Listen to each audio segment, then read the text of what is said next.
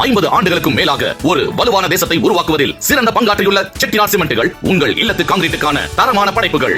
கோடிக்கணக்கானவர்கள் திரண்ட பிரயாக்ராஜ் மகா கும்பமேளாவில் தனது சுண்டி இழுக்கும் பூனை கண்ணால் சமூக வலைத்தளத்தில் ஒரு கலக்கு கலக்கியவர்தான் மோனி போசில் என்ற இந்த காந்த கண்ணழகி. கும்பமேளாவில் பூஜை பொருட்கள் விற்பனை செய்வதற்காக வந்திருந்த கும்பமேளா அழகியை ரவுண்டு கட்டிய யூடியூபர்களிடம் இருந்து காப்பாற்றுவதே அவரது பெற்றோருக்கு மிகப்பெரிய வேலையாக மாறியிருந்தது.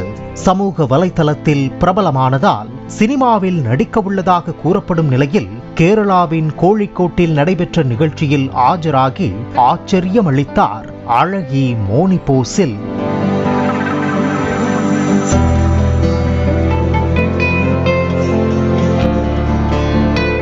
யார் நடத்திய நிகழ்ச்சியில் கும்பமேளா அழகி ஆஜரானார் என்பதில்தான் மற்றொரு சுவாரஸ்யமே உள்ளது.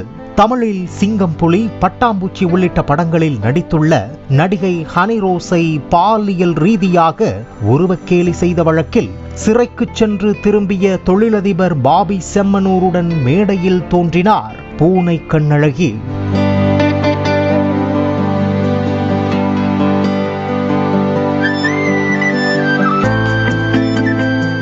நடிகைகளை அழைத்து வந்து அடிக்கடி நிகழ்ச்சி நடத்தி வரும் பாபி செம்மனூருடன் மேடை ஏறிய அந்த கும்பமேளா அழகி கர்லிங் ஹேர், நவநாகரிக ஆடை என தன்னை ஒரு பிரபல நடிகை போலவே மாற்றிக்கொண்டார். மேடை ஏறியதும் பறக்கும் முத்தங்களை பறக்கவிட்ட அந்த காந்த கண்ணழகி பாபி செம்மனூருடன் சேர்ந்து மேடையிலேயே ஒரு குத்தாட்டத்தையும் போட்டு அதிர வைத்தார்.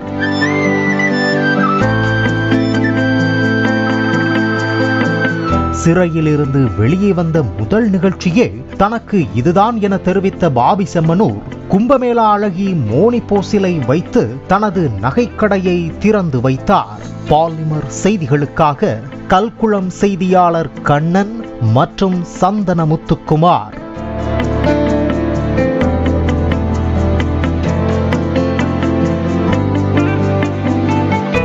50 ஆண்டுகளுக்கும் மேலாக ஒரு வலுவான தேசத்தை உருவாக்குவதில் சிறந்த பங்காற்றியுள்ள செட்டிநாட் சிமெண்ட்டுகள் உங்கள் இல்லத்து கான்கிரீட்டுக்கான தரமான படைப்புகள்.